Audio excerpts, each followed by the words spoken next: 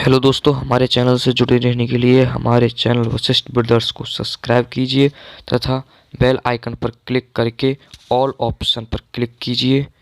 धन्यवाद। हेलो दोस्तों, आपका स्वागत है हमारे चैनल वशिष्ठ ब्रदर्स में। दोस्तों, आज हम क्या है कि मैथ पढ़ेंगे, क्लास 10th का मैथ।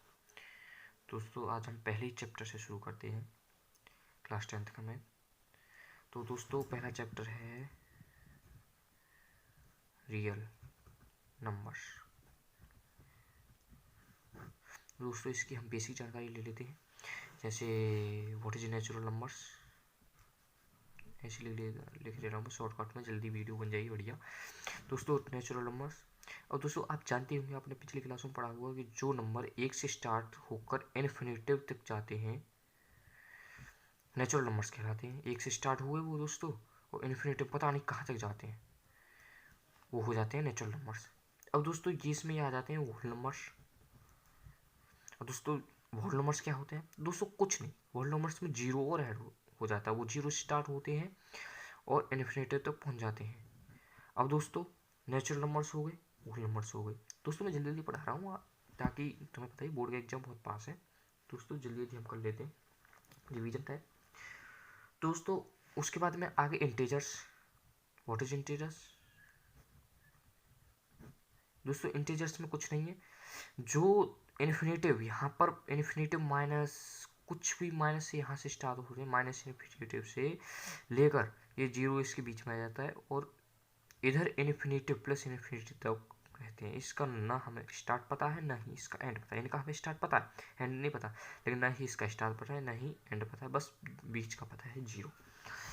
दोस्तों, ये हो गए। अब दोस्तों, इसके बाद है रेशनल नंबर्स। दोस्तों, रेशनल नंबर्स बहुत आसान है। जो नंबर्स पी बाई क्यू की फॉर्म में हो वो दोस्तों रेशनल नंबर्स हो जाते हैं। लेकिन इसमें क्या शर्त है कि वही यार वहाँ पर जो क्यू है वो जीरो नहीं होना चाहिए। दोस्तों, वो जीरो से एक हो, दो हो, कुछ भी हो, बट जीरो नहीं होना चाहिए। दोस्तों, अब ये समझ गए होंगे आप रेशनल नंबर्स, ये सब। तो दोस्तों, आगे देखते हैं। अब दोस्तों, इसी में आगे पढ़ते हैं कि जो रेशनल नंबर्स हैं, अब ये भी डेसिमल में होते हैं। क्या है कि ये डेसिमल में होते हैं। दोस्तों, रेशनल नंबर यहाँ पे लिख देता हूँ इन डेसिमल, ऊपर लिखा है रेशनल नंबर इन डेसिमल। जब ये डेसिमल फॉर्म में हो, जैसे 0.4 0 नहीं, 0.004 ऐसे करे, कुछ भी हो, मतलब डेसिमल फॉर्म में हो दोस्तों, इस डेसिमल फॉर्म में हो दोस्तों, इसके भी कुछ रूल्स होते हैं। तो दोस्तों, ये क्या है कि दो तरह से हो सकते हैं, एक टर्मिनेटिंग डेसिमल और एक रिपीटिंग डेसिमल। तो टर्मिनेटिंग डेसिमल में क्या होता है, टर्मिनेटिंग डेसिमल में दोस्तों, इसमें क्या होता है कि पूरा पूरा हम क्या है कि हम पूरा पूरा मतलब किसी नंबर को विभाजित कर देते हैं। जैसे 20 को 4 से डिवाइड किया और दोस्तों 5 आ गया। दोस्तों, ये क्या हुआ, पूरा पूरा चला गया और 5 आ गया। जैसे अब हम छोटी संख्या ले लेते हैं, कोई बात नहीं, जैसे 2 ले लिया, और इसे हम 4 से कर रहे हैं 1 और 2 से ये लिया, क्योंकि 0 पॉइंट ये आ गया क्योंकि हमने 0 लिया यहाँ पर।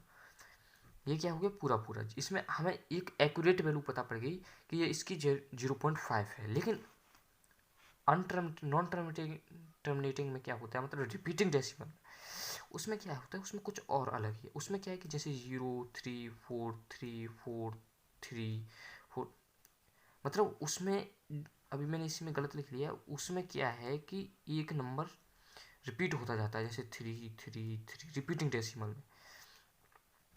और नॉन टर्मिनेटिंग में क्या होता है कि उसमें तो बहुत सारे टर्म होते हैं। इसमें क्या होता है, इसमें ऐसा भी होता है जैसे दोस्तों 0 4 3 4 3 4 3, मतलब एक संख्या दो संख्या के जो डेसिमल है वो रिपीट होते जाते हैं। अब दोस्तों, ये भी कि ये रिपीटिंग डेसिमल है या फिर टर्मिनेटिंग डेसिमल है, ये भी पता करने के लिए कुछ रूल्स हैं। और दोस्तों, रूल्स बहुत आसान है। जैसे मैंने मान लिया क्या होते हैं ये rational number, P by Q के फॉर्म में मैं पहले बता चुका हूँ। अब दोस्तों, हम क्या करेंगे कि पी बाई क्यू के फॉर्म में क्यू जब क्यू इक्वल टू हो 2 के पावर n, m मान लीजिए, और 5 के पावर n, मतलब एस इस फॉर्म में हो, यहाँ पर m और n नॉन नेगेटिव है, मतलब ये नेगेटिव नहीं हो सकते, ये जीरो हो सकते हैं, या फिर जो पॉजिटिव नंबर्स हैं उसमें हो सकते हैं, लेकिन ये नॉन नेगेटिव मतलब नेगेटिव नहीं हो सकते। दोस्तों ये बहुत ही आसान तरीका है दोस्तों।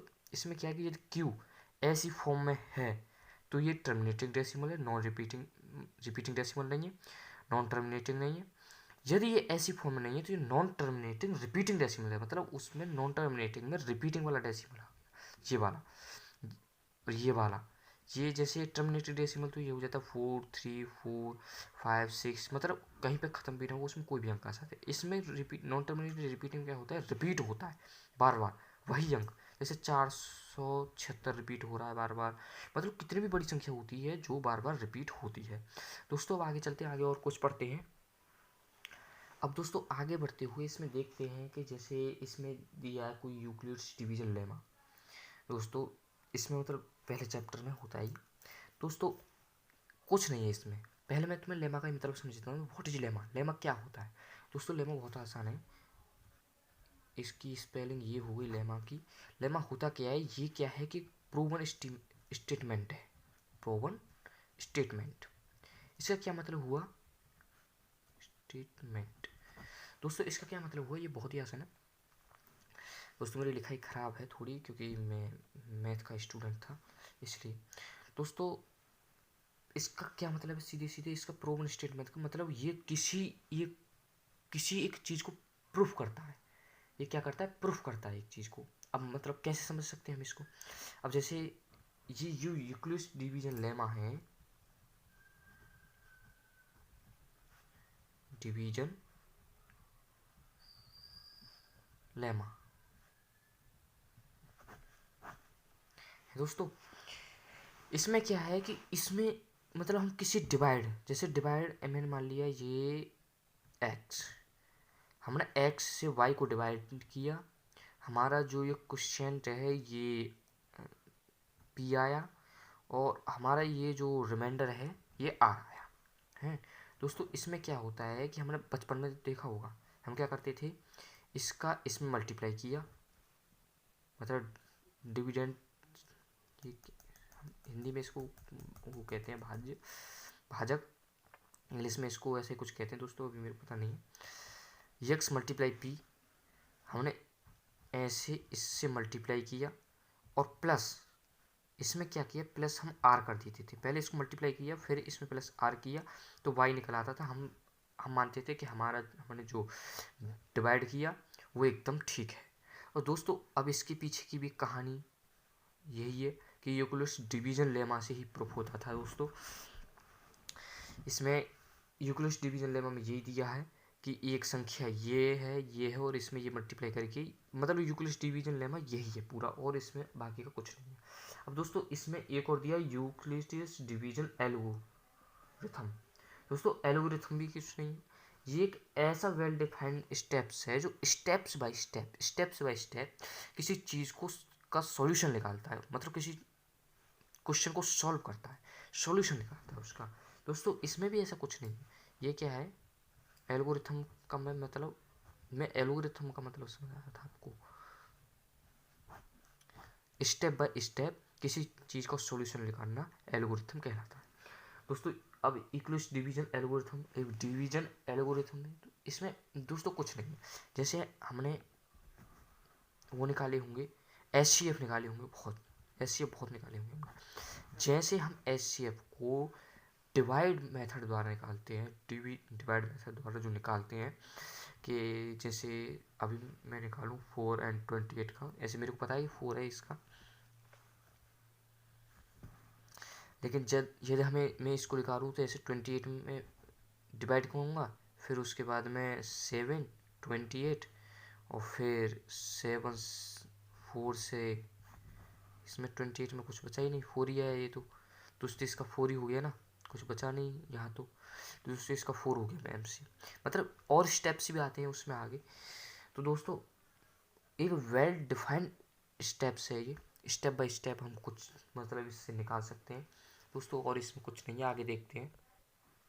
तो दोस्तों ये इस चैप्टर का पार्ट 1 था दोस्तों। पार्ट 2 भी इस चैप्टर का जल्द ही आएगा दोस्तों। इसको यहीं पर समाप्त करते हैं, तुम इसको समझ लेना। इसमें कोई मेरे से कोई गलती या भूल चूक हुई हो, मैं अभी नया यूट्यूबर हूँ दोस्तों, और यदि आपकी कोई चीज़ समझ में ना आई हो तो आप मुझे कमेंट करके अवश्य बताएं।